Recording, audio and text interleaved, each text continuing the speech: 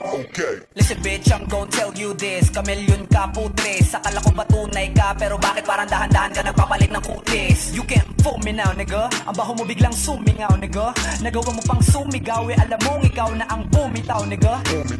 Puro kasi saksat, sige naman saksak ka sa talikuran ko, aminin mo na brad. At di mo lang matanggap na hindi mo naakyat ang narating ko, kaya gusto mo ko mapabagsak. Tanginan ko, kala mo papayag ako, gago. Sang-ayon na sana ako, kaso nalaman ko gagawin mo lang akong bata mo. Ulol fuck you, tapos alam mo, bastos kay, magaling ka lang naman manghusgay. Lakas mo pang tumaya kahit wala kang pamuste. Diba? Diba? O diba baliw ka? Oo, literal na Baliw ka. Di ka na ba nagtataka kung bakit di kami nalapit sa'yo, kasi putang ina baliw ka. Baliw ka. I'm on a beast mode now, ang galit puno na no reload pow. Pabibo, ba itong si Iho, sige sambahin nyo kasi matalino daw.